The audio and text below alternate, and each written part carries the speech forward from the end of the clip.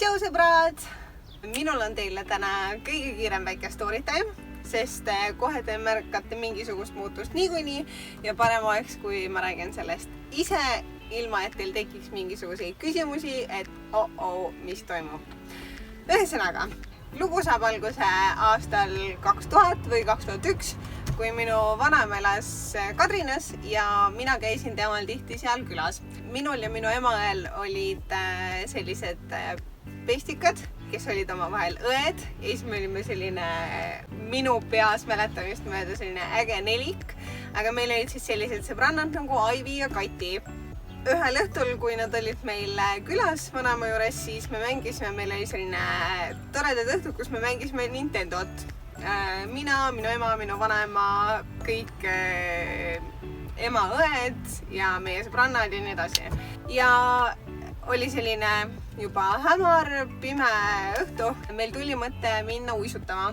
Meil oli selline jäätunud muruplats, kuhu me siis plaanisime minna, aga siis minu sõbranna Aivi ja siis minu ema õde ehk siis minu tädi otsustasid siis jääda koju.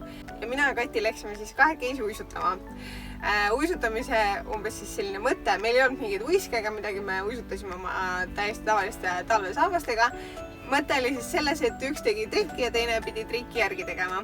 Ja me olime neid teinud juba oma 5-6 tükki, kui oli siis Kati kord trikki näidata, milleks oli siis selline jooks enne uisuplatsi ja siis väljaku peal teha siis paar sellist piruetti ja siis uisutada taha lõppu välja. Tema tegi selle hästi ära ja siis oli minu kord seda teha. Minul see väga hästi välja ei tulnud.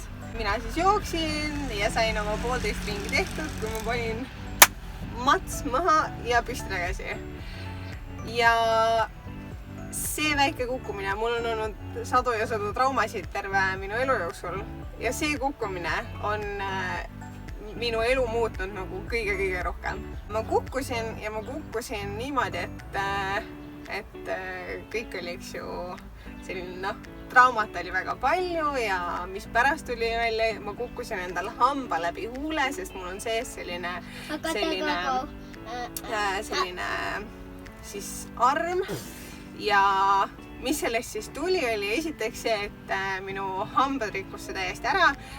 Tänu sellele olin ma ka lõpuks 25-aastane õnnelik breketite omanik.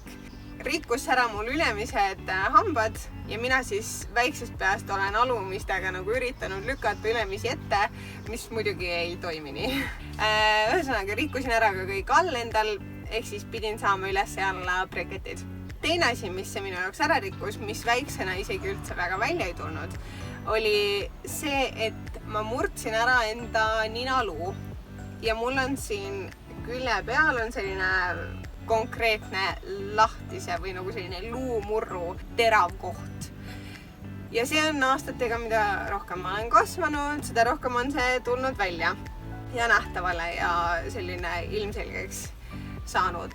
Ja ma olen väga palju mõelnud selle peale, et sellega kunagi midagi teha. Ma kogu aeg teadsin, et ma niikuinii sellega lõppude lõpuks ikkagi midagi ei tee, aga kogu aeg soov oli. Aga suvel ma võtsin ennast kokku ja käisin Tallinnas Kristinas kliinikus konsultatsioonis. Ja seal mõisteti minu muret ja öeldi, et seda saab parandada ja seda saab teha ja toda saab teha. Ja kõik on ühesõnaga tehtav. Kui teie seda vlogi näete, siis mina istun juba lennuki peal ja sõidan ninaoperatsioonile. Ma näitan enda nina ka. Mul on siit kõrvalt vaadatuna on näha, ühel pool on näha, et on katki ja teisel pool nagu väga hullu ei ole. Aga ühel poolt on tõesti katki. Selline väga ilmselge kühm. Nii et paari päeva pärast minul seda enam ei ole. Aga mina võtan teid endaga sinna kaasa, ma võtan teid endaga konsultatsioonile kaasa ja ma võtan teid endaga post-opile kaasa ja ma võtan teid endaga tulemustele kaasa ja näeme juba varsti.